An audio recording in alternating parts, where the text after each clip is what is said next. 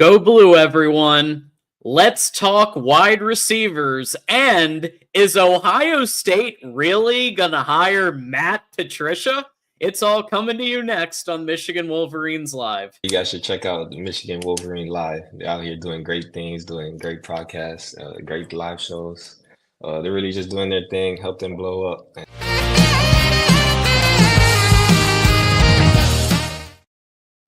And we are back for another episode of Michigan Wolverines Live, episode number 186, coming to you from all the platforms, YouTube, Twitch, X, as well as Apple, Spotify, Amazon, iHeart, and Deezer on your commute to work tomorrow. Here we go. My name is John Diadamo. I'm going to be your host today. Today is Tuesday, February 11th, 2025. As you come in here, as we always do, please go ahead and hit that like button. It only takes a second, and it's free. You might as well. Hit the subscribe button to get notified when we have shows, when we have content, and of course, share this YouTube link out with at least one friend. Put the YouTube link on your Discord chats. Put it out there on your message boards. Let everybody know that we're live. And of course, send a super chat. It just takes a second. We have a lot of topics today. So the only way to guarantee that your comment, your question is going to be on screen is to send a super chat. And with that said, to help us introduce and to let everybody know about our Winn Agency Bracket Challenge and everything else, we got TJ, as always, in the house. Go Blue. Hey. Back at our regular time. Here we go. Hey, man. Yeah, so watching this game right now, down 2. It is a Peacock game. We probably should figure out a way to unify and protest the Peacock games because this is bullshit. We all know it. I will simply say there are websites for that in case you are not a purchaser of the streaming service. But that said, yeah, so currently the game's a little sloppy, but I think Dusty's done a pretty good job here against one of the top teams in the country. Let's see what we can do in the second half. We'll be following along while we do the show. Glad you guys could watch it with us. We got a lot to talk about. We got recruiting. We got interesting coaching additions. We have wide receiver breakdowns, and we have one of the most interesting, funny stories potentially happening with Ohio State, and we're going to get into it all. So looking forward to the show, John. So ready. And of course, we got a lot of our members here. We got Mar here, Connor Stallions, defending Connor Stallions. I didn't break a rule. There you go. Probably referencing last night's debate and festivities, which I very much enjoyed. We got Drufus here, Douglas, Doreen, our newest mod in the house, also a member of our channel, Jason defending, and many more, all here, all members. Thank you all so much for being here. As always, the show doesn't happen without you guys. So thanks so much for that. And it also doesn't happen without partners like the Winn Agency. So once I can see that ESPN has opened this up, and someone tell me if it does, and I don't get to it first, but we are going to begin the Winn Agency $1,000 March Madness Bracket Challenge. So before I play the Winn Agency video, any comments on that? Yeah, just that I appreciate everyone being a part of it. It'll be fun, and I'm going to enjoy winning this thing. So shout out to everybody who's trying. A for effort, but I'm coming to win, boys.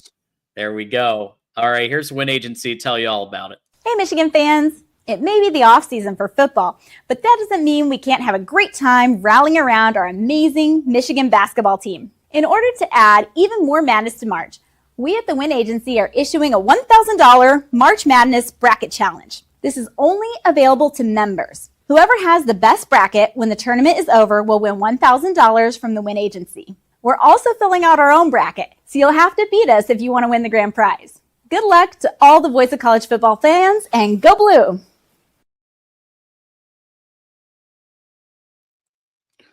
Yeah, and to just clarify, that is members of the Michigan channel. You do not need to be an insurance member. You do not have to have insurance through Winn Agency. You just need to be a member of the Michigan channel, tier 2 or higher, and then you are eligible to submit a bracket and win the prize. If you are not a member by the time the prize or the tournament ends, You are not eligible, and we'll go to the next highest point total.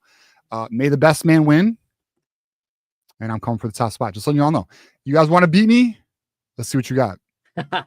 And so TJ's thrown the gauntlet, and just keep in mind, you got to be a tier 2 or higher member when you enter, and you got to be a tier 2 or higher member when we do our whoever wins. And if you aren't, then the next person down, it'll be their opportunity. So you definitely don't want to miss out on the $1,000. Make sure you're a tier 2 or higher member, which is those who stay will be champions, or the Connor Stallions Espionage team.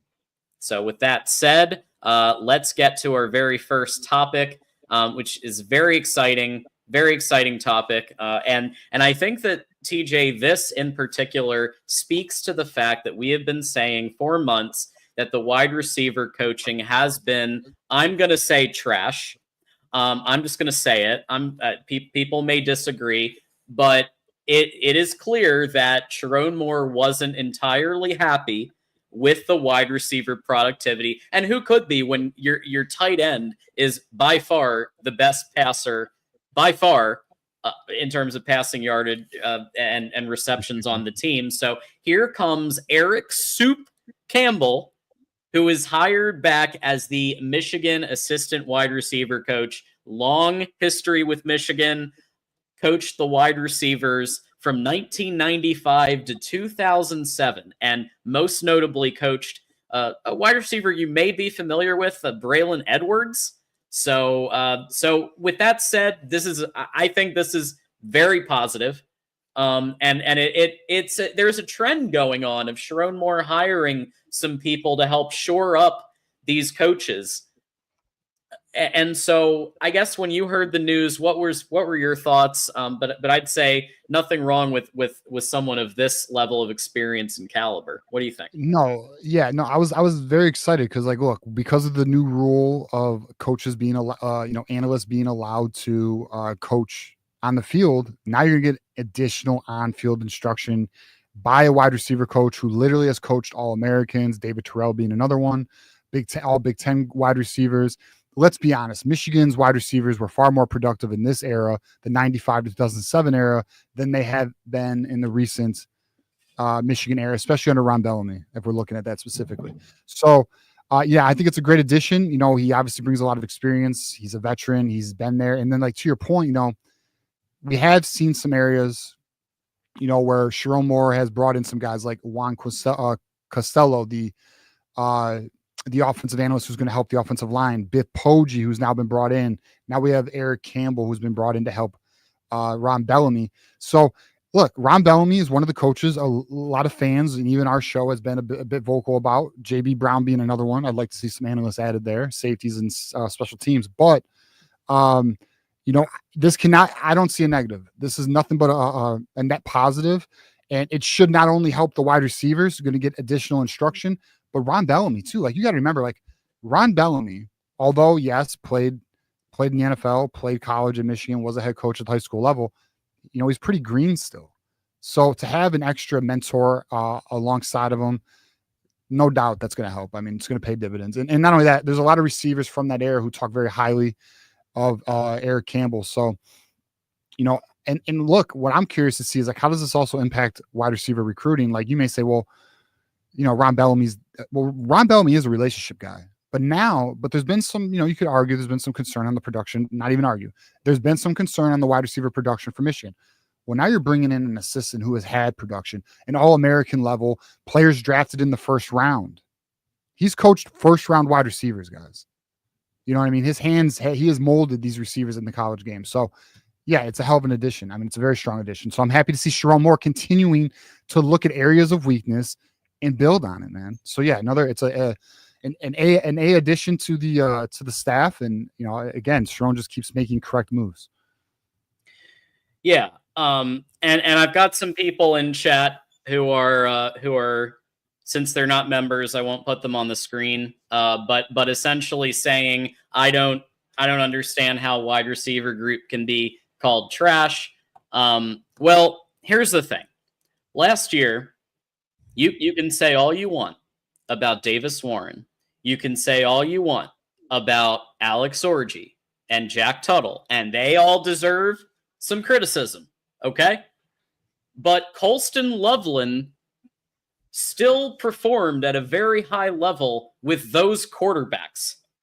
Now, he would have performed even better if there was a JJ level quarterback, but he's proof that even with the quarterback play that we had in this past year, that it was possible to have at least decent passing yardage under these quarterbacks. So to say that it's all on the quarterbacks and Kurt Campbell, and like I said, I've given them my share of criticism, but you can't say it's all on that. I think it's very clear Ron Bellamy needed help. Give Sharon some credit for making this hire. Yeah, and I think Sharon sees it. And like, to, I guess, add to your point, now trash is not the word I'd used. I mean, it's not the word I used, but your point, in my opinion, it's valid. Because listen, guys, now we may not like the word, but our leading receiver had 23 receptions, 248 yards, and 2 touchdowns, guys. Like, we were doing post games where our leading receiver legacy games were 30 yards and 3 catches. True story. I mean, like, let's be honest. It's not good. It's quite honestly, we would consider that it was trash. Like, production wise, it's a trash level, guys. Like, there's a higher standard even at Michigan, guys. I know we are a run first offense, but there's a higher standard at Michigan. Colston Loveland, again, your tight end is your leading receiver, right? But even he was limited. And then your wide receivers, and this is the list here, John, 248. Your next best is 139. Guys, people are doing that in one game. Yeah, it's just not acceptable. Like, it is trash. Like, respectfully. You know what I mean? Like, it is what it is. Like, and guess what? I'm gonna tell you right now, these players are hearing a lot worse in practice. If you like, their feelings are not being hurt, guys. They're okay. They're big boys.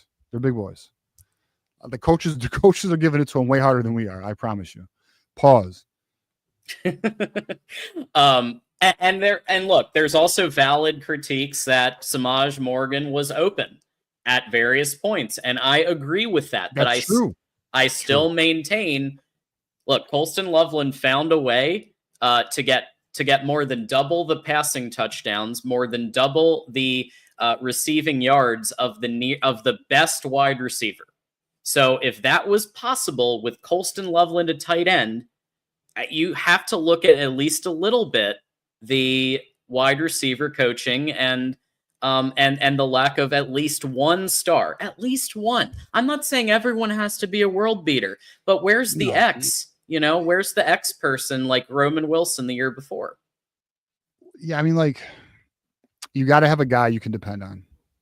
What's nice is I do believe Michigan has stocked the cupboard to the point where you can have a Donovan McCulley. Andrew Marsh looks to be that guy. We'll see who takes the torch next season, wants to be the alpha. I mean, look, we also added Anthony Simpson, right? Did perform well at, was it UMass? So there is a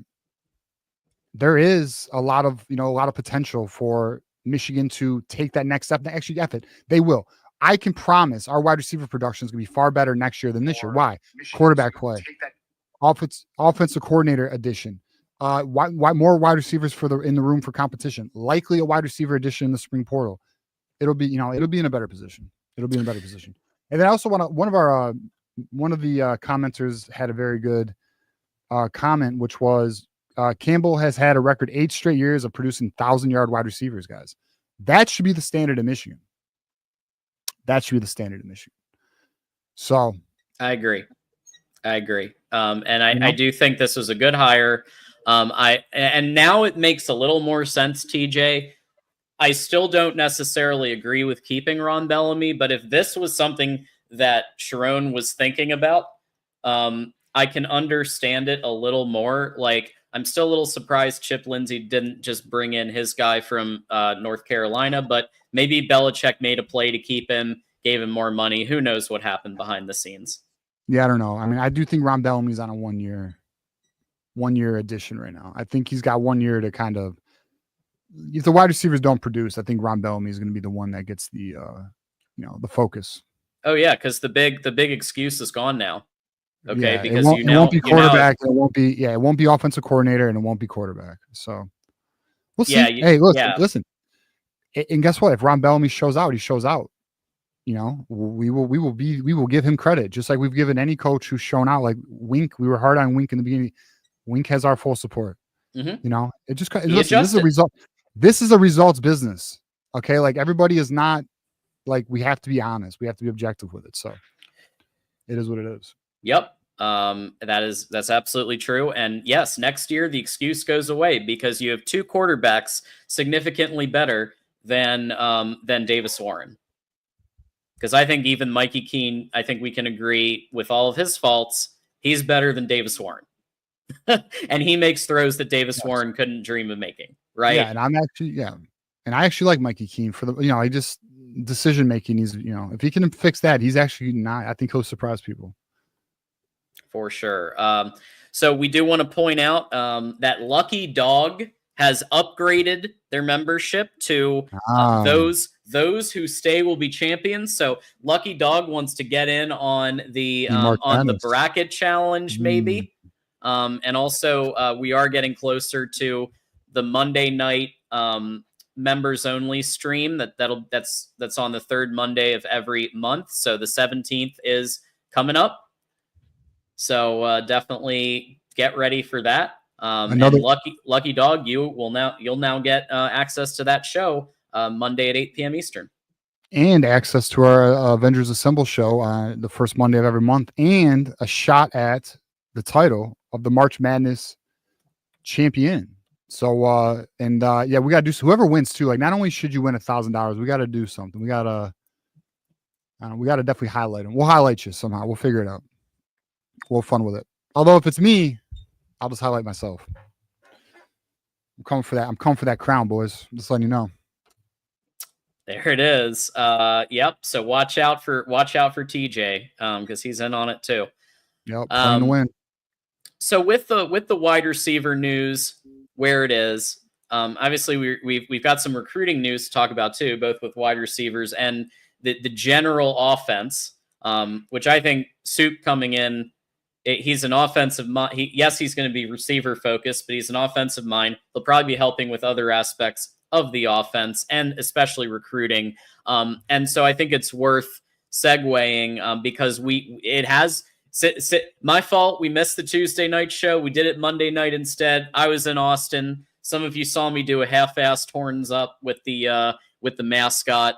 And then the Texas guy, our Matt Miller, he said I didn't do it right. And I said, well, I'm not going to do a full one. I'm a Michigan fan, but you got to go along with it a little. But we had a great time in Austin. But we did miss, obviously, TJ covered Ty Haywood on his video clip. He covered Ty Haywood on the Thursday call-in show.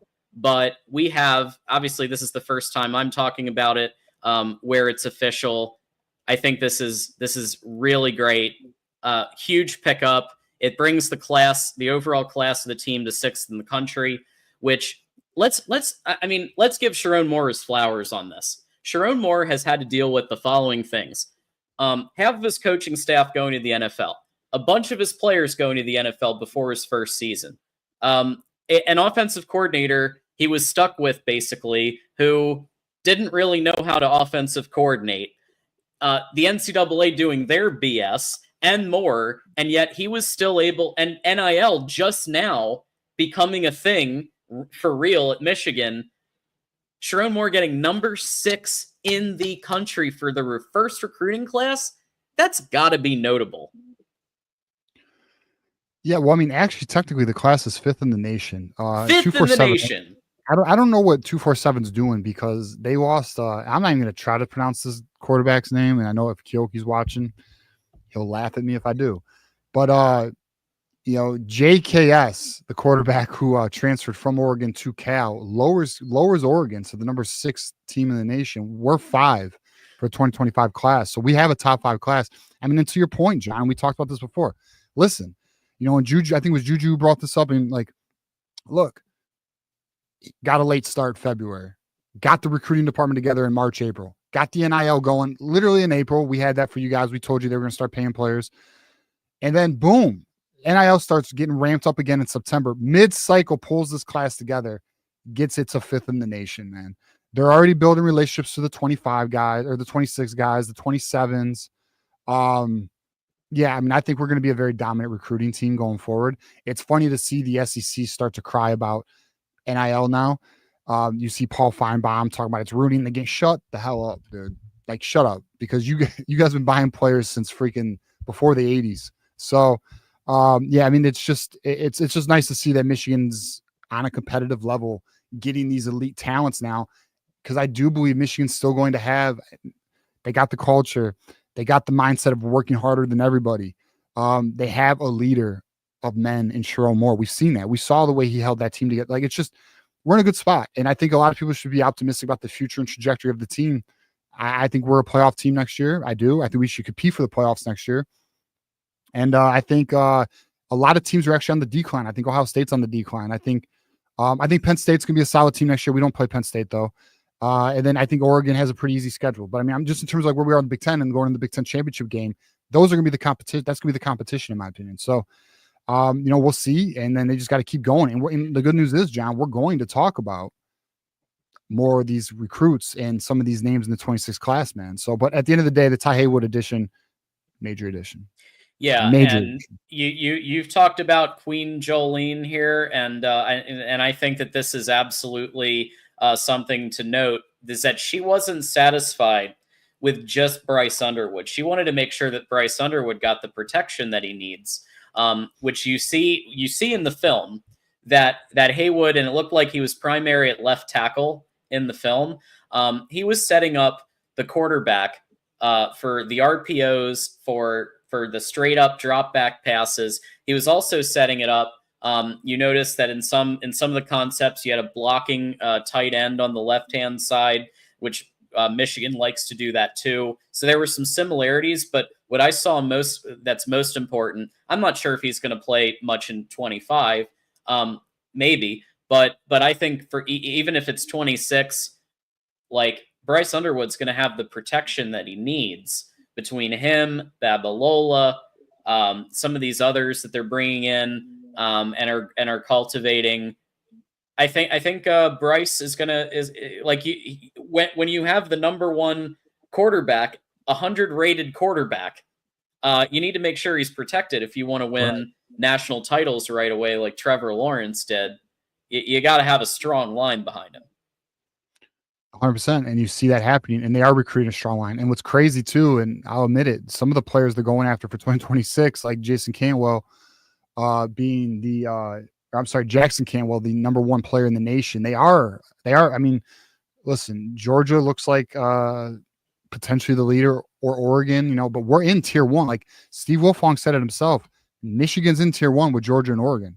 And, Michigan's pushing very aggressively there as well, and a couple other top guys, which we're going to get into. We're going to talk about them.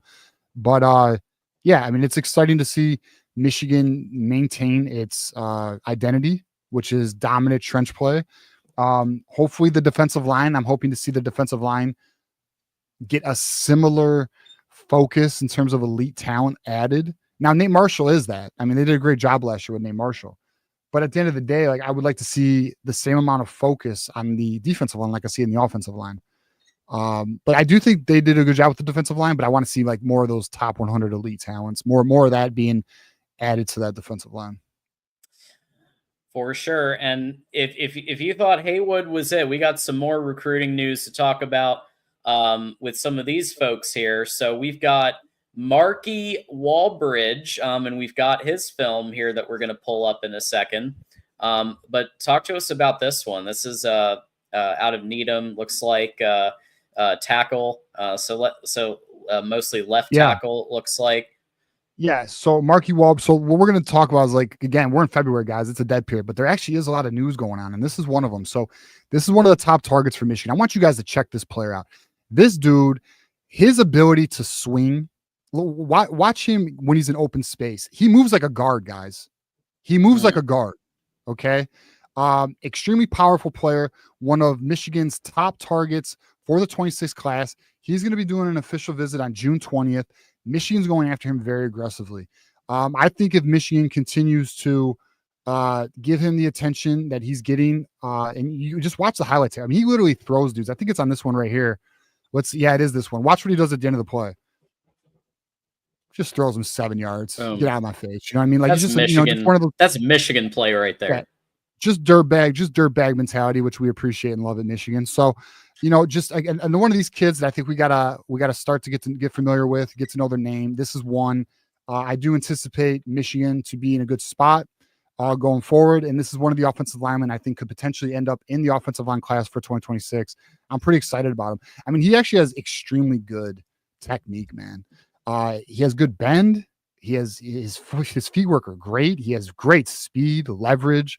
I mean, his ranking, I'll tell you this right now, he will rise the rankings. Right now, he's a borderline 4-star. I anticipate him to get into the top 200 or top 250. We'll say 250 to be safe. He's a player who's just a little underappreciated right now, early in the process in 2026. Oh, wow. Yeah, he's just WWE SmackDown. Yeah, that's exactly, dude. He loves beating the shit out of his opponent. He loves beating the shit out of his opponent. And like, that's exactly what you're looking for in your offensive lineman. I mean, he just literally bulldozes these dudes, man. And he plays to the end of the whistle. That's another thing too. Like, one thing that's a common theme with Michigan offensive linemen, you'll notice Caden Strayhorn, Haywood, Babaloa, they play the whistle will even below. I mean, they might even be getting flags and they're cutting them out of the highlight tape. I don't know, but these dudes are definitely played to the end of the whistle, making sure their defender they're going against feels it at the end of the play. That's a great. I really hope that Michigan picks him up, because I think it'll be it'll just be another example of this type of physicality that we're seeing. That play alone, you see what he does in space. You see his quickness. He kind of reminds you, I'm going to be honest with you, some Penei Sewell ability at the tackle position with his speed and athleticism. I mean, he has extremely good athleticism for his size. He's already 6'6", 280. His hand placement could get a little bit better. But guys, this is junior film. He's got a whole year of high school to do a little bit more. And then obviously when Michigan gets their hands on him, he'll get even more polished. So yeah, this is a player I'm actually kind of excited about. Yeah. I mean, very again. I mean, Bryce needs you when you have a player like Bryce, and you're paying him the NIL, you're paying him. You can't take any chances, right? You got to protect him as much as you possibly can. Marky Walbridge is the type of player I want to see protecting Bryce Underwood. Yeah, I 100% agree. Yeah, so we'll move on to our next guy. We got Leo Delaney, which is one of the top offensive linemen in the nation, top 100 player, another 6'6" guy. He's an interior offensive lineman. He is going to be, and I love when this happens, John, 2 visits to Michigan. And when you do 2 visits to Michigan, I'm going to tell you, Michigan's probably in a really good spot. He's going to do an unofficial visit April 5th, so during spring practice, and then an official visit the June 20th weekend, the same weekend as Marky Walbridge, not to be confused with Mark Wahlberg. And in my opinion, Leo Delaney, and we'll probably play not his huddle tape tonight, John. We'll probably play it again on a future show. This is another one where I really want Michigan to get this guy. I really want them to get Marky Walbridge, Leo Delaney. And then the other player we're going to talk about here, Gregory Patrick, I think is a nice addition to Michigan as well. But like Leo Delaney, guys, top 100 player.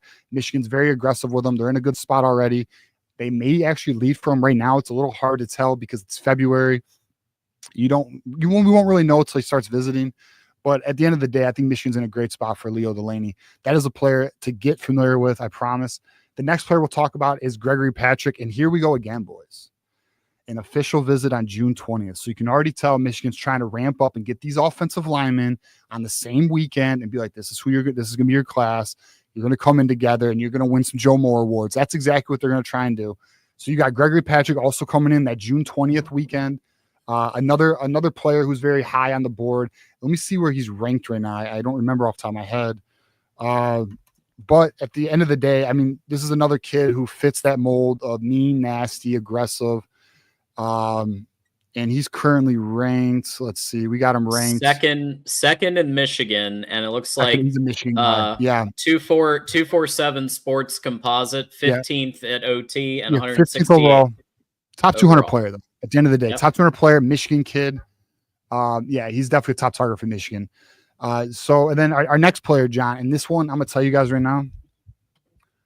one of my must gets in this class is CJ Sadler at the wide receiver position. This is my other must get at the wide receiver position, Travis Johnson. Take a look at this kid's highlight tape. This is a 6'3" wide receiver out of Virginia. I am so high on this kid. You will see why here. He was at Michigan. He came to Michigan. Just wait. Get your popcorn ready. This kid, I'm telling you right now, severely underrated. He's going to rise in the rankings. They don't even know yet. You'll see right here. They don't even know yet. This kid's got it. He's got the height. He's got the speed. He's got the ability. He's got the agility. He's a dog. So Michigan had him on campus a couple weeks ago. He's very high on the board right now. And Bryce Underwood is recruiting this kid personally. This is one of the wide receivers that Bryce Underwood's personally working on. I do anticipate him setting an official visit at some point in the near future, but I wanted to bring this player to your attention because I think Michigan is going to be aggressively pursuing Travis Johnson. And I'll tell you right now, this is one of my new favorites of the 26 class right now. I really want this kid, man. I really want Travis Johnson. Yeah, and this is somebody who I think Soup can help make the case. Hey, look at what I understand, maybe last year what you saw last year ain't going to be what we see in 2026, okay? Because look at just Google Braylon Edwards Right. if you want to know some of what we were able to do and what we'll be able to do for you too. Yeah, and like another thing too, John, is we added Biff Poggi, DMV area. So this is another kid out of Virginia, in that area, in the region, right? So I do expect Biff also to have some impact here. What's interesting is Travis Johnson's a part of that agency group that they came over here with 3 players. I believe it was Travis Johnson, Jacob Alexander, and there was another player added also a part of that. But essentially they have like the same agent. And I do think as long as Michigan's aggressive here and they do good on NIL, Michigan can be a player. So we'll see where that goes. I think this is also a name we need to pay attention to going forward. The next name on my board, John, is Christian Ward, the 6'3" wide receiver out of Georgia. And what's interesting about this player, Christian Ward, he's a 4-star. He actually has Michigan number 1 right now. He has Michigan number 1 early in the process, which I think is very interesting, especially out of Georgia. Now, listen, Georgia is one of those states where they produce a lot of talent. So you may say, well, why would a 4-star, 6'3" wide receiver not want to go to Georgia? Well, the reality is Georgia only has so many spots, and there's a lot of kids coming out of the state of Georgia. So this is one of those kids that you could potentially pluck from Georgia because Georgia's already got spots filled. So we will, I think this is a name to be aware of. Obviously, he has us number 1. We'll find out if Michigan does get him to do an official visit. I am aware, though, that he wants to do an unofficial visit during the springtime. There's no date set yet. But again, another name I want you guys to get familiar with, Christian Ward, 6'3" wide receiver out of Georgia. The next name we're going to get into, we talked about this on the Thursday call-in show. We have Matt Moose Ludwig. Yeah, that is his nickname. This is the Montana product. He is very high on Michigan. Michigan's very high on him. This is your Colson. Is he Colson Loveland? I don't want to put that on him, but they look at him like this diamond in the rough out in the country where no one can find him. One of those the players that Michigan unearths, and they think they can develop him into a very good player, just like a Colson Loveland. So he's going to be visiting for an unofficial. And this is another one, John. 2 visits already scheduled. He's going to be visiting March 21st through the 23rd for an unofficial for spring practice. And then he's coming for the June 20th weekend, John. That's going to be a big weekend for Michigan. That's going to be closing season. And trust me, we will have you guys covered on that. And then the other tight end that Michigan's pursuing, which is very interesting. Top football recruit in the entire state of Montana. Very exciting. There you go, bro. There you go. Hey, and then the other tight end that Michigan is currently pursuing is Brock Harris, the number 3 tight end in the nation. He actually has already set up his official visit to Michigan. It's June 12th. We are competing with Georgia, Oregon, and BYU. I don't know the BYU angle yet. I don't know if this kid's like Mormon or I don't think he's Mormon. Maybe he's Mormon. I don't know. BYU is an interesting one in this. Now, I will say this about BYU. If anyone's like, well, wait a minute. Michigan, NIL, Georgia, NIL, Oregon, NIL, BYU, on some honest shit here, BYU actually has some money. The Mormons, be packing. All right. They got bags. Okay. So we'll see how that goes. I do think Michigan's biggest competition is Georgia and Oregon. But at the end of the day, I'll tell you this right now. We lost out on Andrew Olish. I'm very interested to see how aggressive Michigan is at the tight end position this year, because I know they didn't land who they wanted last cycle. And then our final player that we're going to close the recruiting update with, John, is Jermaine Kinsler. And this was actually the defensive lineman. I believe he's the one who's under the same agency as Travis Johnson. 6'7", 260-pounder. Also visited Michigan. So this is one of them. He visited Michigan with Travis Johnson a few weeks ago. Michigan's very high on him.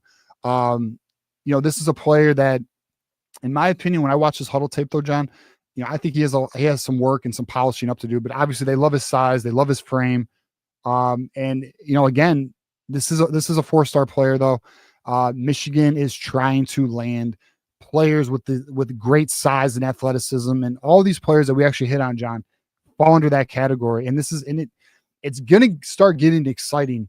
Right now, you have a lot of official visits and unofficial visits being scheduled. But once spring ball hit, or once March hits, I think March 3rd is the end of the dead period, then you start getting visits. Then you start really knowing where Michigan stands. You'll start seeing commits fall, and we'll go from there. One thing I will hit on, John, that we didn't really talk about, there is an offensive lineman by the name of, what is it, Bear? Shoot, I forgot it. Oh, I got it right here. Bear McWhirter. He is going to be, and I had you take it off the list, John, but we'll just kind of hit on it for everybody. Okay. He's going to be committing February 28th. The belief is it's between Alabama and Michigan, but quite honestly, guys, his name is Bear McWhirter, and he is named after Bear Bryant. So he's going to Alabama. Just what it is. This is what it is, boys. So that's an offensive lineman that will be off the board. He will be going to Alabama. No big deal, though. There's plenty of targets, plenty of prospects, and Michigan's going to do the damn thing, man. Listen, I just think it's good to see that Sharon Moore and team, they're not just sitting around. And I think that what you're seeing across the board is more active recruiting efforts. Not saying Harbaugh wasn't active at recruiting and his team, but I see there being more drive, more fight. NIL obviously now in the picture. 100%. It's looking like Michigan wants to compete for titles instead of 9 and 10 seasons. Yeah, no. Yeah, the complacency is not there, is what you're saying. We're not being complacent. We're not saying, well, we just develop them. No. We're going to get the top dogs and develop them. Like the aggressive recruiting approach by Sharon Moore, who is literally visiting guys as if any coach on the road would do. Sean McGee, our GM, the closer, going on visits, seeing the top guys, let them know where things stand with NIL. Yeah, man, it's so refreshing to have such a a strong, polished recruiting approach that we have all been kind of craving for a long time. And I know even hey, it's okay. We love you. But even some of the people are like, oh, we don't need to pay players, NIL, transformational, not transactional, blah, blah, blah. Yeah. I know you enjoy landing these top dogs. I know you enjoy getting the Bryce Underwoods, the Ty Haywoods, the Nate Marshalls, the Shamari Earls, the Nathan Owasu Boatangs. Of course, it's fun. So it's okay. It's all love. So at the end of the day, man, it's nice to see Michigan evolve, which they have, and not only evolve, dominate, and they are. Top 5 is no bullshit. Top 5 recruiting class in 2026, and then my guy here's in 2025, and my guy here's like a top 5 in 2026. I know for a fact Michigan's going for a top 5 in 2026. Whether they get it or not, we'll see. Landing Bryce Underwood obviously helped us achieve a top 5 class in 2025, but I know Michigan's going to be swinging for the fences in 2026. And listen, the number 1 running back in the nation, we're already number 1 for him, and it looks really good for him as well. So the latest quotes from him looked very positive from Savion Hyder. Yeah. So, I mean, listen, we're in a good spot for a lot of these guys. We'll see how Michigan handles it, how it goes. We'll have it all for you. Absolutely. So we got some super chats and some memberships. So Ryan Hall with the $5. Go Blue Boys. Love how you guys communicate with your followers. Keep up the great work. Ryan, we do our best, man, and I really appreciate you saying that because we do our best to talk to people and also to get on to some of the other shows and say hi to people there. Sometimes I'm on the Insider, sometimes I'm on Menace to Sports. Doreen sees me there. I try to get everywhere I can. Maze Madman, to just communicate with everybody as I can. And Ryan, I'm glad you noticed that we try our best to do that. And my goal is I want you guys a part of the show. That's what it's about, man. Like, this is not as fun without you. Like, it's way more fun to have the community be a part of this. And, we just, look, we're all going through it together. We're all fans of this team, ride or die. Like, I'm watching Michigan right now, down 3 against Purdue, 55-52. Just to give you guys an update who's now watching on Peacock. 6 minutes and 50 seconds to go. That's what it's about, man. Like, if Michigan wins, I'm going to be in a good mood. If Michigan loses this game, I'm going to be pissed off for a little bit. You know what I mean? And we're all going to go through that together. Some people will be pissed off more than others, but at the end of the day, we're all going to be a bit happier if Michigan pulls out this victory over number 7 Purdue and just got an and one. Let's go, boys. There we go. So he hits the free throw. He ties it up. Ties it up. Look at that.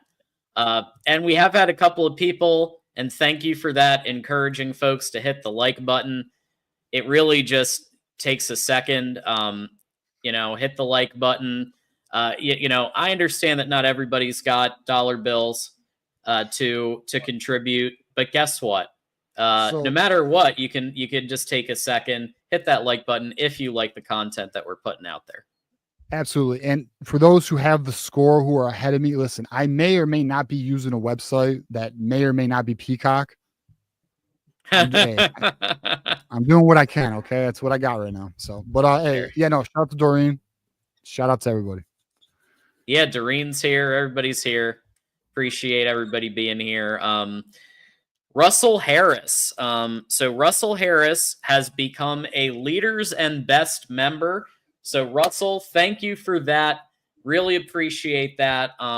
Hit the refresh button when you get a second and you get to enjoy your emojis. There are quite a few now to enjoy, and your badge and all that good stuff. And thanks for just joining the community in that way. Really appreciate it. Yeah, definitely. Welcome to the community, Russell. Glad to have you be a part of it, man. Absolutely. We got Ramez with the super sticker, $2. Ramez, who comes and he calls in and he does all of the things. Thank you, Ramez, for that and for the 2. We got Ryan Hall with the 5 gifted memberships. So congratulations to Chase, R. Duffy, Brett Barrows, Tom Nash, and Roll Talk. All 5 of you just got 30 days of Those Who Stay Will Be Champions membership, free of charge. Hit the refresh button, enjoy your emojis, and you're all welcome to our Monday members only stream at 8 p.m. Eastern this coming Monday. And finally, we've got Salty Rock with the $1.99. So Salty Rock is letting us know that UMich is top 5 for 2027 number 1 recruit quarterback Elijah Haven. Interesting. It is interesting. I will say this about 2027. I think we all kind of know. I'll tell you right now, I may or may not be doing all right. So yeah, Elijah Haven, the kid out of Louisiana. Okay, so here's where we are with that, boys. I'm gonna be honest with you. He's probably going to LSU. He's out of Louisiana. I don't feel now. Maybe I'm wrong, and that's okay. But I just don't feel like LSU is going to lose another number 1 in the nation overall player out of Louisiana to Michigan. I do think Michigan will be in the conversation, and 2027 is a long ways away. But I think the quarterback you need to watch is Trey Taylor, who's ranked 4th overall. Yep. Or I'm sorry, 14th overall in the nation. I think 4th overall quarterback for 2027, 6'3" quarterback out of Illinois. We actually did an interview with him in the summer. I do kind of communicate with him a little bit. I'm letting him know Michigan's the way. Like, I mean, like, respectfully, of course. Like he had a post with him and Bryce Underwood. So then I just, sent him a nice little photo of Bryce Underwood signing to Michigan. You know what I mean? Just also, yeah. little friendly dialogue with our guy Trey. So yeah, and just like Trey Taylor has been to Michigan almost 30 times. Yeah, and he's going to be coming again during spring practice. And actually, John, I think what I'll do is I'll reach out to him and see if he wants to do an interview with us. absolutely. After spring practice, let us know how everything looks and give us an update. Friend of the show, Trey Taylor. Love to have him back anytime. Yeah, and kid's special, man. Like, he's talented on the field, special. And we also have 7-month member and now a mod, Ohio State Buckeye fan, Asian Posh Doreen, who she's an awesome person. I'm sorry, I think we're getting the transfer. I think we're getting the are we getting a transfer? I don't know. She seems pretty. She seems pretty diehard Ohio, but I'll tell you what. I mean, she enjoys good content, and we have some Buckeyes in here who are paying members, and some other Buckeyes who subscribe and they watch the show, and Doreen leading the charge there. And we're happy to be inclusive. We're not going to block somebody just for being an Ohio State fan here. No, we're not gonna block somebody because they have an opinion. And that's not what we do here. We try to, unless you keep breaking our guidelines, which we only have 3, you're gonna get to stay around. And so almost everybody stays around. And and my guy Steve, Buckeye, diehard. He even says himself, the only Michigan show he likes watching is ours. And listen, he comes at me all the time, like every show. But at the end of the day, we respect the rivalry, and it's all good, man. Look, we had some Buckeyes calling on Thursday's show. I will let them give their perspective. We'll have a debate. We'll have dialogue. I think it's good because we can maybe find potentially an understanding. Likely not, but maybe we can, and it's okay because at the end of the day, there's a few good Buckeyes out there. There's like a handful or two. Yeah, and most of them are in our community. So yeah. So Keegan also has just celebrated his 4th month of membership, saying believe. Hey, always believe. Hey, next year's the year, man. Michigan's coming for that title. Oregon, enjoy your little trophy. You blew it in the playoffs, but Michigan's coming for that title next year. We're going for that Big Ten championship, man. For sure. I wonder what's coming for the Heisman, bro.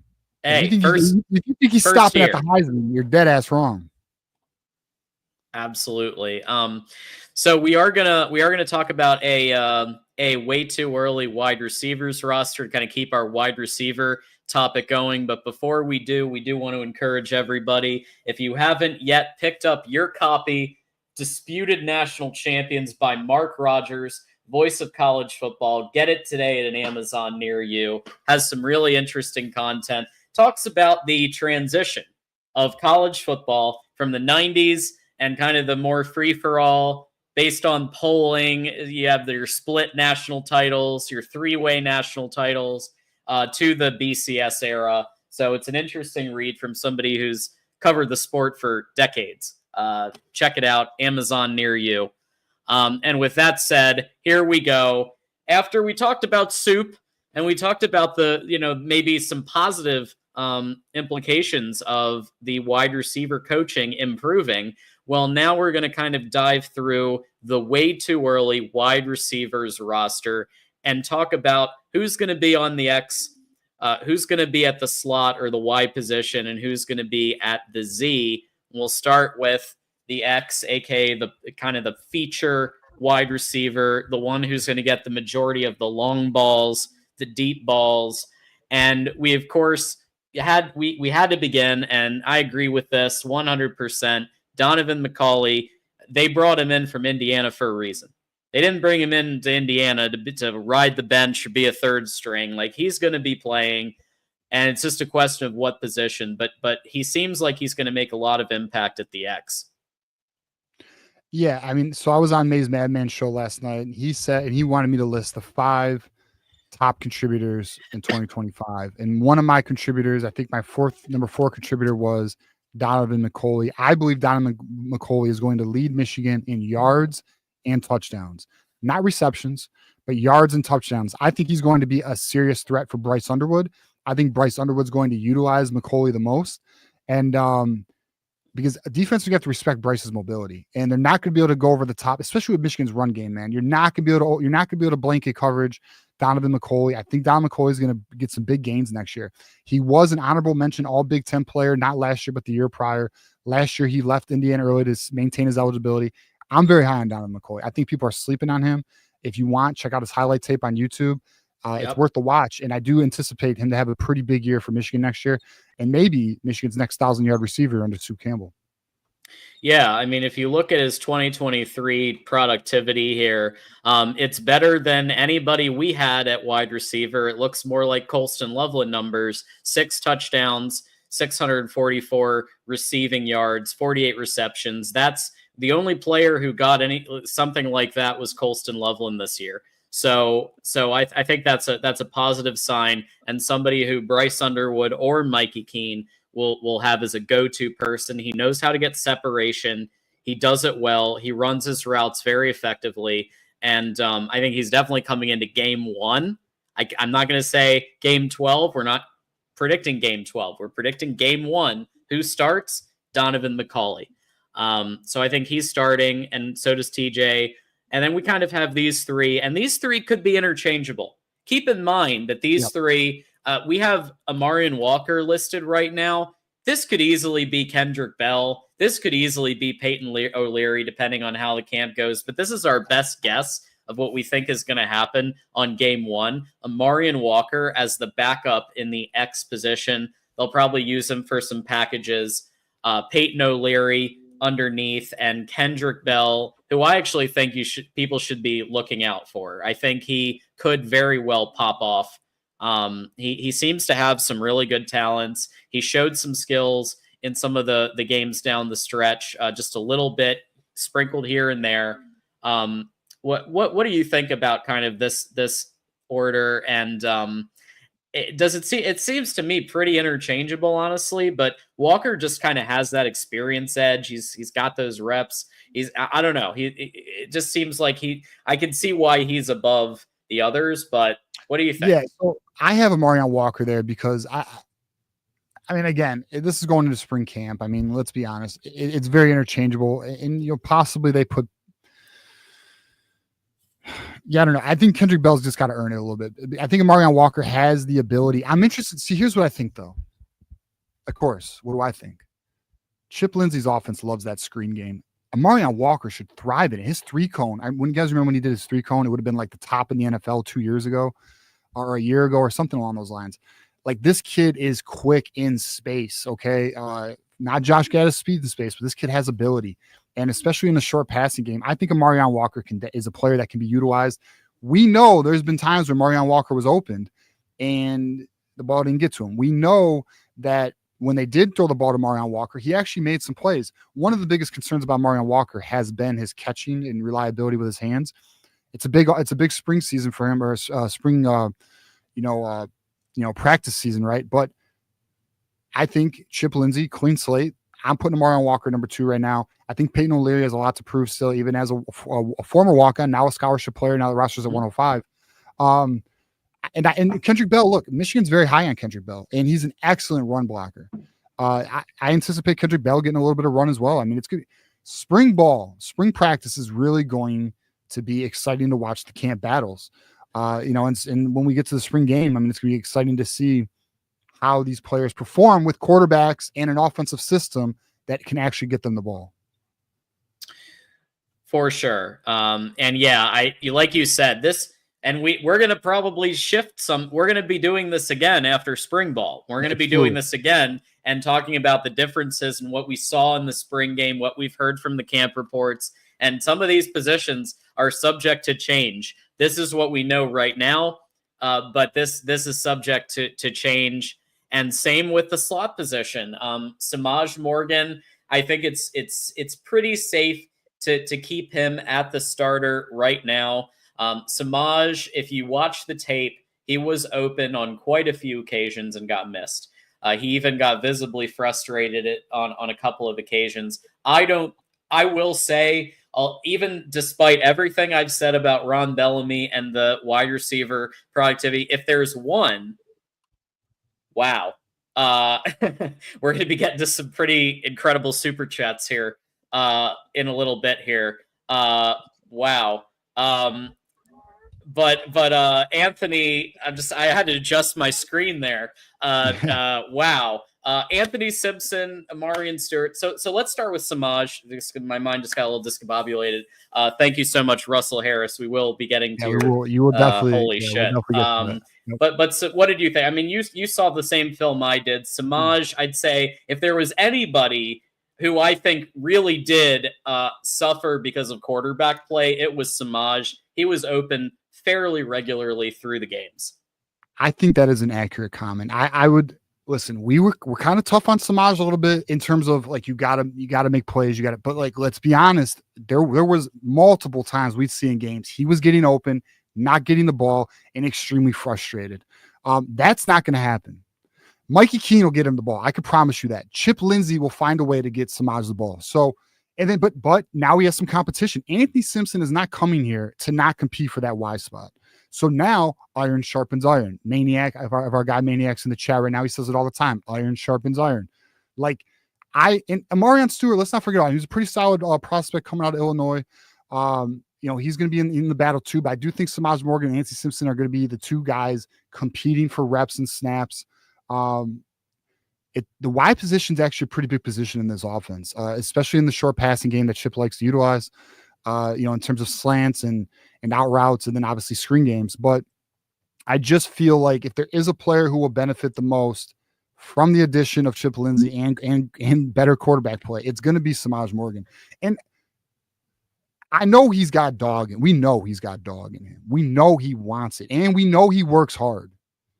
It's next year's his year. Next year's a big year, man. Big year for Samaj Morgan. For sure. And then rounding up the back here, Anthony Simpson and Amarian Stewart. I was excited about Amarian Stewart when I saw his film and when he came in.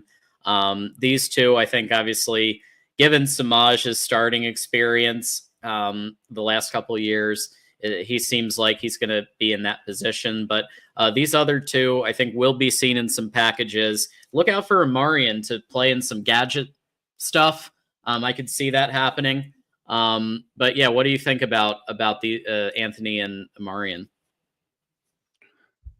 I feel Anthony Simpson's going to get the edge over Amarian. I think Amarian's going to be one of those players that needs to wait his turn a little bit more development, a little more strength and conditioning. But here's the thing too, though. Every single one of these players is starting from scratch in Chip Lindsey's system. This is a new offensive system. So it's going to be an even playing field in that regard. But I do anticipate Anthony Simpson coming in, having experience, former, I believe, 700-yard or 800-yard wide receiver out of UMass. He was a primary guy for UMass, guys. He was their number one target, one of the top one or top two targets at UMass. I just anticipate Morgan and Simpson are going to be battling for, the wide position, starting wide position. Now, do I think Amarian could make... If I had to put money on it, I don't think it's his year yet. I think next year he will be in a better position to compete for a starting position. All right. So we have the Z position here. And we have this one might be a shock to some people, but we actually have friend of the program, true freshman Andrew Marsh, as the starting Z position wide receiver for game one over Fred Moore and Channing Goodwin. Andrew Marsh is just the type of player you can't keep off the field. You can't keep him on the bench when you have a dynamic player who can get his separation the way that he does. He plays lights out. We've played his film repeatedly. We've interviewed him on the show. And I think that whether it's Bryce or Keene who takes that first snap on game one, I think Marsh is going to be a key target. What do you think about that? Yeah, absolutely, John. And actually, I'm going to play Andrew Marsh's huddle tape right now. All right. Now's especially for those who are unfamiliar with Andrew Marsh, who I'm going to tell you, yes, we did have him on. Yes, we have talked with him. Yes, we did know some of what was going on through the recruiting process behind the scenes. But beyond that, if we didn't even know him, if we never interviewed him, I'm telling you guys, this kid is a playmaker. This kid is a difference maker. And for those who are not aware of Andrew Marsh or have not seen him play, you're going to learn in the first 3 plays what this kid's about. He all effort, all physical, extremely talented wide receiver who gets open, catches the ball, good hands, plays with an attitude. He fits the culture and mentality of Michigan. This is why I have Andrew Marsh as the starting Z wide receiver. I do believe he will get it, but he will be battling Fred Moore. And we saw Fred Moore starting to, John. Look at him just go up and Megatron that. You see, like 3 defenders, my ball, right? I mean, this kid is just extremely talented. That was Megatron, absolutely. Look at his ability. Look at his ability, his catch radius, his acrobatics in the air. I mean, he has everything: speed, agility, strength, hands. He has good size. He's 6'1". Look at this play here. Look at this. Look at this. Look at this. Look at him. Come on, bro. Mm-hmm. Yeah, he's gonna be just fine in Chip Lindsey's offense. I promise you. He is made for Chip Lindsey's offense. So, point being is, so Fred Moore is gonna have some competition with the young freshman coming into play. Mm-hmm. And it's good because in this play here, look at him just kill that. Jeez. Look at him just kill that defender and stand over. Separation and then killing the defender. 2-step. Doing his work, doing his assignment, but then going a step further. If you watch this tape and don't think he's good, then you are crazy. This is exactly what we need at Michigan. Bryce Underwood he's going to be an early target. Donovan McCulley, Andrew Marsh on the field. I'm telling you, man, they're gonna make. You got Justice Haynes in the backfield with Jordan Marshall. We're gonna have some playmaking ability on this offense. I'm very excited with our offensive line. That's gonna be very strong next year. Pretty strong next year. I do have my concerns at left guard, but at the end of the day, yeah, I'm excited. I'm actually excited. I think Michigan has a pretty solid group of wide receivers. Is it elite? It's not an elite group of wide receivers, guys. Obviously it's not elite, but it's definitely better than what we just had. And then with the additions that are going to benefit, such as coordinators and quarterbacks, you will see. I think you could see a player push that 1,000-yard season again at Michigan. Yeah, and like you said, I think it's not elite, but the reason it's not elite is because they're green, not because they don't have the talent to become elite. It's because a lot of times they haven't seen the field much. Obviously, Andrew Marsh hasn't seen a single college snap. So I'd say in a year, we reevaluate this, and we might say that some of these players have hit the elite status. And I think Marsh has the best chance, in my opinion, of hitting that for 26. Yeah, no, I agree. I actually believe Andrew Marsh can be an elite player. I'm just talking about the group as a whole. I mean, when you look at some of the receiver rooms across the country, we're not, but I will say, I actually anticipate in the next 2 years, the way Michigan's setting up the recruiting boards, some of the relationships, we just showed you Travis Johnson. We know about some of the 2027s they're after, like Dakota Garant, who is going to be visiting Michigan again this spring. We didn't even talk about it because he's 2027, a few years away. One of the top players in Michigan, another elite wide receiver, CJ Sadler, another elite. Like we have some. I'm excited about it. And if we get Trey Taylor in 2027, which again, you know what, John, when he comes visits in spring, we're going to try and get him for another interview. I'm sure we can get him. I'm confident he'll join our show again. And we'll ask him, kind of where he's at, where everything is. And I'm going to tell you, you land Trey Taylor in 2027, you continue recruiting wide receivers like this, we're going to be just fine at this position. Michigan, in my opinion, is going to be start pumping first and second round level receivers into the NFL, like they did when Soup Campbell was the wide receiver coach of Michigan. Soup. And with that said, I mean, we have Fred Moore as the number 2 based on the productivity we've seen so far. But we know, I mean, and I've preached the Fred Moore gospel enough. I think people know how I feel about it. And we did see a brief flash of that in the Alabama game, of the potential that I saw in him all along. I don't think he's out of the running.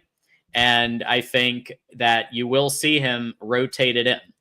You will see him have his shot. And if he does well, he'll get more opportunities. He showed some in the Bama game. He will get his opportunity to be on one of the teams in the spring game, and probably a starting wide receiver in the spring game on one of the teams. And he'll have his opportunities to go up the ladder. But with that said, Fred Moore, and then Channing Goodwin rounding it off for the Z position at Michigan for 2025 wide receivers. Absolutely.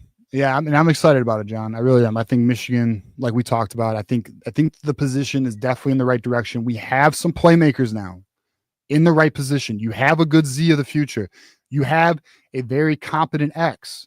Y position, it's going to be a big year for that position. They brought Anthony Simpson in to compete, and we still have the spring portal, so we'll see what they can do there as well. For sure. Justin talking about the huge hire.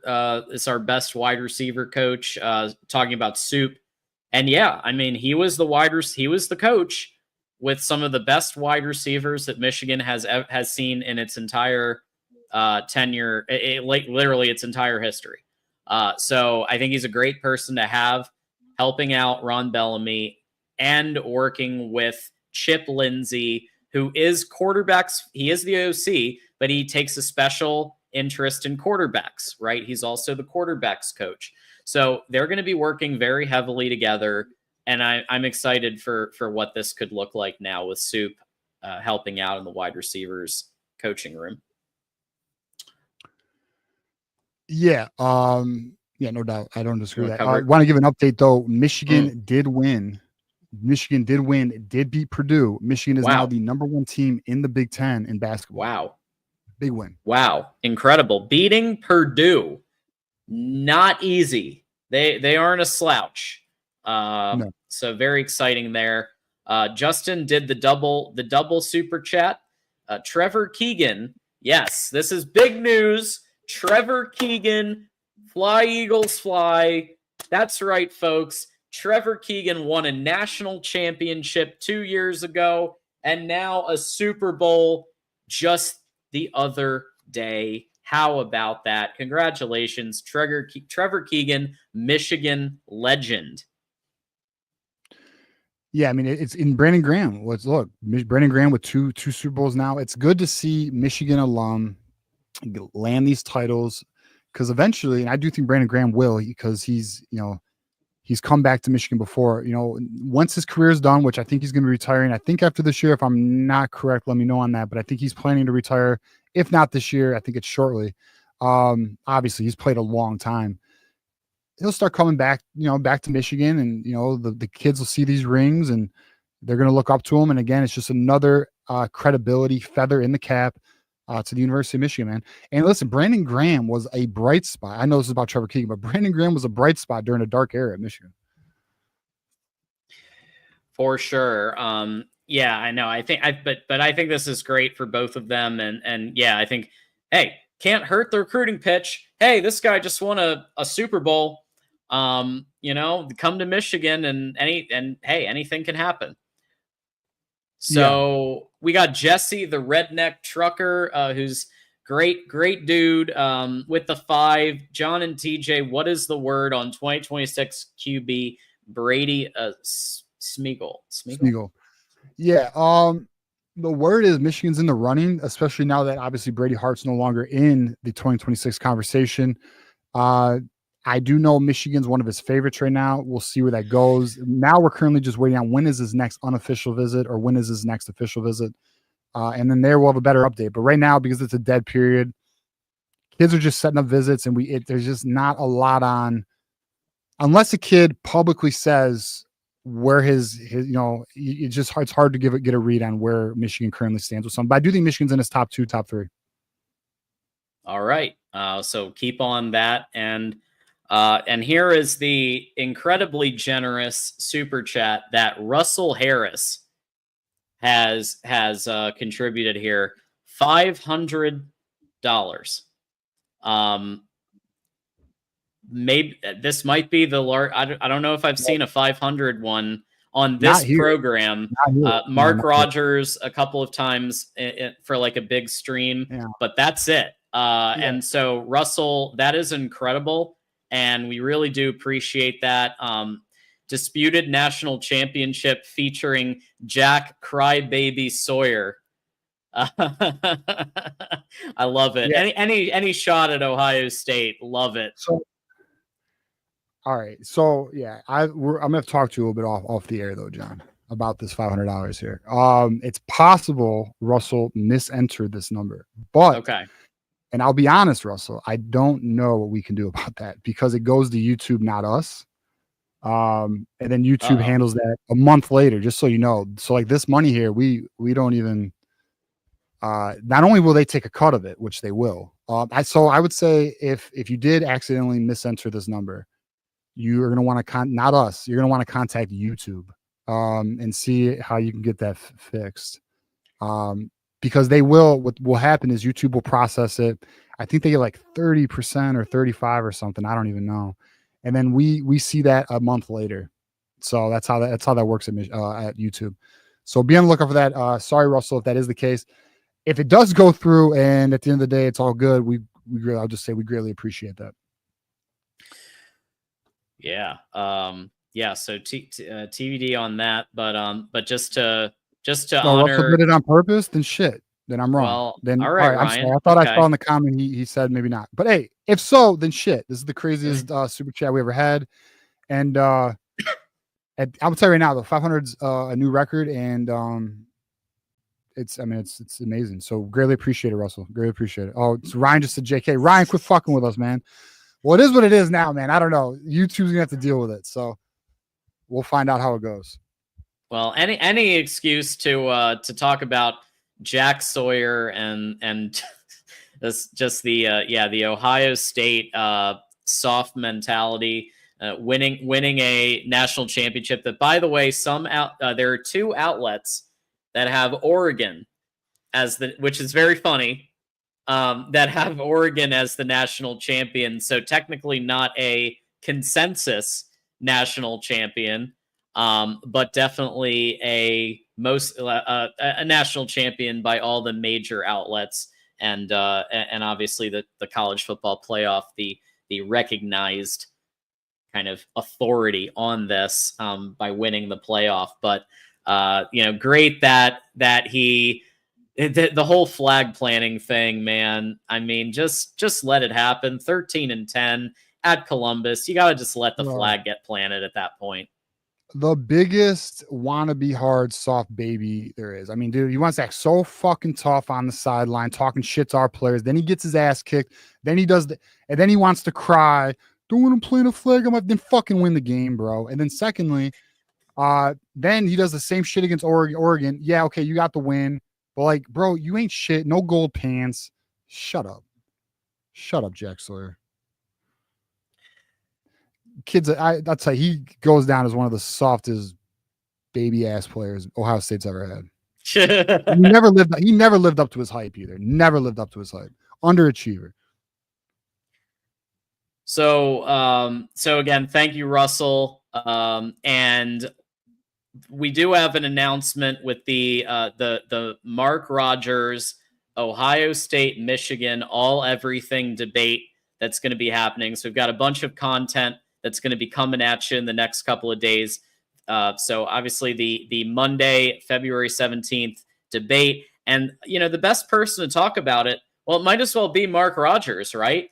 So you know what? We'll be right back, and we'll let Mark Rogers let you know about this awesome show coming up.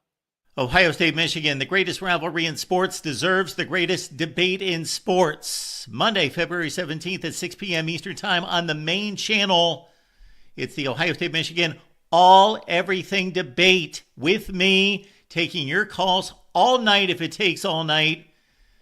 I'm pulling no punches, so beware. Bring your best intel. It's the Ohio State, Michigan all everything debate. It will be epic. February 17th, 6 p.m. Eastern Time. Be there.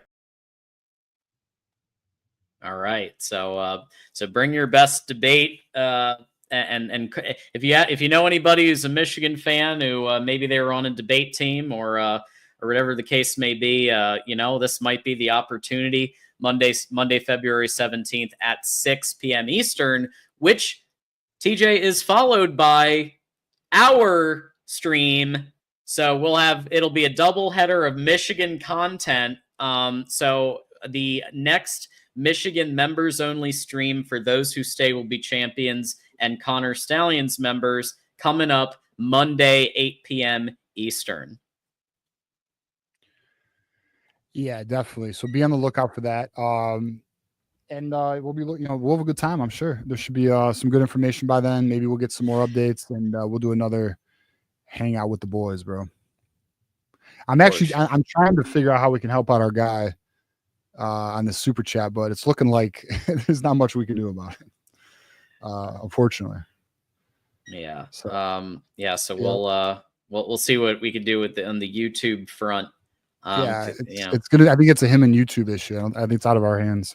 So TJ, we've got the next show will be your show coming up Thursday, 8 p.m. Eastern. That's right. We got the call-in show Thursday, 8 p.m. Be on the lookout for that. It's your show. And you guys know for every $100, we go an extra hour. Talk ball, talk recruiting. You name the topic, we'll talk about it. So we're looking forward to that. And then, yeah, man, just keep sticking with us. February is going to be an interesting month. It will pick up. It will pick up in March. So news is going to get a little, I'd say, probably slow down here in the next couple of weeks. But, hey, we're here for it. And look, Michigan basketball, boys, number 1 in the Big Ten, just beat Purdue. That's a big win, guys. Imagine where we were a year ago with Juwan Howard.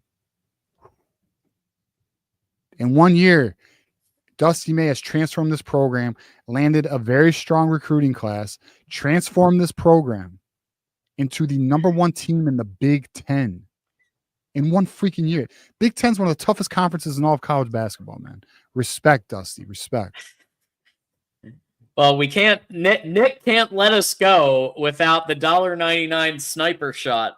That I like to say that. And this time he's not coming after Ohio State. So I'll just his first shot at me, bro. What the fuck? Cover that one if you want. So I went to the doctor's today, and I weighed 246, bro. So it's bulking season. I'm actually probably gonna get up to about 255, and then I'll cut in the summer. So is what it is, son. We hitting the weights, we doing the damn thing, we're eating good ass food, such as where it be. But shots to Nick for the 2-hour super chat, we appreciate it. And actually, beer season has gone down. I will say that. I did drink for the Super Bowl. That was a good time, but football season's over, so there's not really much, I don't really just drink because it's a Friday. So, so it's kind of where we are, and there's no playoffs for a while, so I'm probably going to be chilling for a few months on the drinking. Although, yeah, that's probably where we are with it. I can't really comment. Been up and down myself, but hey, this is the time, where we've got the off season to hit the gym and drop weight, and that's I'll be doing the same thing. I'm actually heading to the gym right after the show, man. That's where I'll be. There you go. Let's get it. So folks, it was another great show. Thank you all for being here. Without you, we don't have a show. We still have, even right now, even though there's a basketball game on, we got like 200 people just in YouTube and another 200 on X and Twitch. I will say Peacock probably helped us out there on that. I was thinking tonight might be a low viewership show, but because of Peacock, we're good. Yeah, that's right. Peacock. They decided, let's broadcast big games on Peacock and make people pay $5 to access them. Great business decision. Stupid, bro. But I'll tell you what, I am not. I don't like streaming, bro. I like cable. Like, I know, listen, I'm gonna sound like an old guy right now, but like, bro, I like my cable. I like my DVR. I don't want no buffering issues. I don't want too many people overloading the damn systems or anything. Like, F that, bro. I don't need my app jamming on me, and I live in Michigan, so we have FanDuel Detroit, shitty app, but my cable service is actually going away in like 2 months. Depressing times around here. Wow. Yeah. Sad. I've been going YouTube TV, but it's getting pricier. So if it gets to the point where it's actually the same as cable. Exactly, dude. It's going to, bro. And then now, what's funny is like you pay for these apps, right? Mm-hmm. And now they run commercials on top of your monthly payment. Remember when there was no commercials on HBO? Mm-hmm. I remember when there was no commercials on HBO. Now that, like, dude, listen, they're just gonna fuck you, bro. Sooner or later, they're just gonna keep adding more and more, just like these sponsorships on these jerseys that make me sick. and then they're gonna put ads in the big house too eventually at some point. Like, whatever. I'll get off my my horse for now. But yeah, wild times, boys, wild times. There we go. If you want to follow us on X, you can do so. You got the ats right here in two different places. Follow TJ and me on X, and I will follow back. And so definitely we like to talk. Sometimes you'll hear college football content, NFL. Sometimes I'll also share some stuff from my real life and my full-time gig, and so you might see me traveling, hanging out in wherever, and so enjoy that if you're on my X.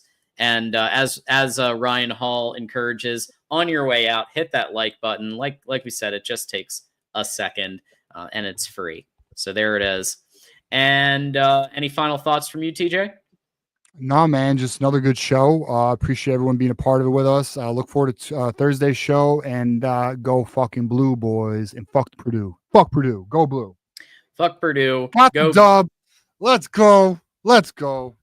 Dusty. Go blue. I'm so excited, dude. I can't wait to watch the highlights of that game. Yeah, same here. Haven't seen anything, so I know. I didn't get to watch. I'm excited.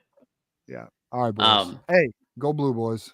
Go blue. Thanks, everybody. We will see you next time. Thanks, everybody, for being here.